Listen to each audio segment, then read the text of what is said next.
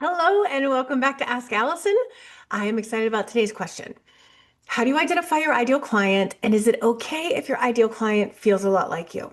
So, before I answer this, I would love to thank TherapyNotes for sponsoring Ask Allison. I've talked about them for years, know their features by heart, but what truly sets them apart is that they genuinely care about your experience. It's not just about troubleshooting. They actively implement user-suggested features like therapy search, secure messaging, and their AI Notes feature, Therapy Fuel. Everyone at TherapyNotes believes in the product and they want you to love it too.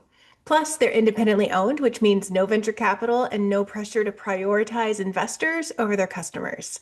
This independence allows them to keep their prices fair, to focus on innovation, and to prioritize customer experience. With over 100,000 therapists already on board, they've proven you don't have to compromise success for quality.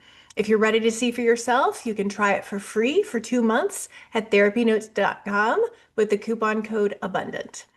Okay, so if this question makes your shoulders tighten a little, you're not alone. I get asked this all the time. And honestly, I think we've made figuring out your ideal client way harder than it needs to be. So let me take the pressure off. For about 85% of the therapists I've worked with, their ideal client ends up being a version of themselves. Usually a younger version of themselves. They went through something, maybe even something that brought them into wanting to be a therapist. So you don't have to dig through the DSM or analyze market trends for this. You just have to reflect a little, which we're good at, right? So think about the clients that you've had, internship, agency life, practicums, private practice, all of it. Who made you feel energized after session instead of drained? Who challenged you in that good way where you really want to do your best work, not because you felt inadequate, but because it mattered? You're kind of, I always think of it as like feeling like I'm on fire in session in a good way. Who got the most out of what you offer with the least amount of friction? These are likely your people. So for me, my ideal therapy client used to be in my old niche, and the 19-year-old version of me, anxious, overachieving, doing a lot of asking, trying to hold it together, and using an eating disorder to try to like bring all that together, right? My private practice building ideal client is my 31-year-old self who is burned out in agency work, tired of being told to wait her turn, terrified of making the leap, but also equally terrified of staying stuck. And these aren't exact replicas, they're slightly tweaked versions of who I've been. And that's the key. Like most of you already know what it's like to be your ideal client. You know what it feels like. You know what keeps them up at night, what they're second guessing. You know what they want to experience more of. Maybe that's more peace, more autonomy, more clarity, but feel unsure about how to get there. And that deep understanding is not just a clinical superpower, it's also a marketing superpower. So when you work with a client who shares your lived experience, and you certainly want to be far enough along in your journey that you're not like matching step with them, right? You don't have to do a bunch of mental gymnastics to get it. You get it. You get it deeply. You know what their anxiety, for instance, feels like in the body. You know the stories they're telling themselves because you've told them to. Um, so, for example, I tend to work really well with clients who are overfunctioners, people who are going to hustle so hard they've forgotten how to rest.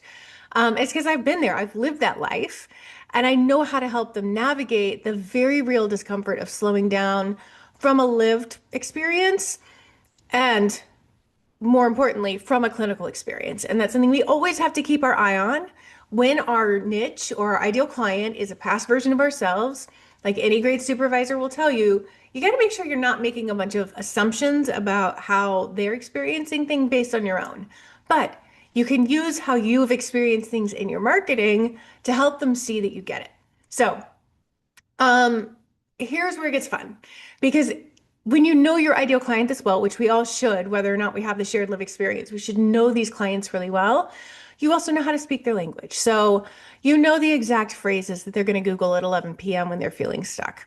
You know the fears that they carry that no one else sees, the emotional tipping point that pushes them to finally reach out. So when you write your website copy or your Psychology Today or a post on Instagram, you can speak directly to them. And when they read it, they'll think, oh my God, it's like she's inside my head. Because in a way, you kind of are, right? So this is why therapists who get really clear on their ideal client end up getting far more aligned referrals. They stop hearing, well, I'm gonna like ask around for some other therapists too, and I'll get back to you. Or they stop taking on clients that called that just the clinical fit isn't there. And they start hearing, I feel like you were speaking directly to me on your website. So that's not because of coincidence. Obviously, that is because of the connection that you're creating through your copy. Now, is it weird if your client, your ideal client, feels like you? Not at all. A lot of us got into this field because we wanted to help people who struggled the way we did. That's not self-indulgent. It's meaningful. It does come with a responsibility. So, if your ideal client is a version of you, make sure you're doing your own work. You want to show up fully without projecting or rescuing or blurring boundaries. So, keep going to your own therapy, keep growing your clinical skills, watch your countertransference, and get a consult when you need it.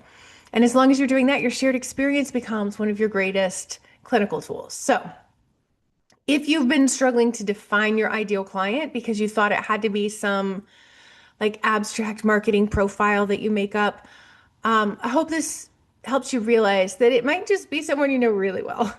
And if that person feels like a former version of you, that's not lazy or self-centered. It's maybe wise. It's informed. It's real.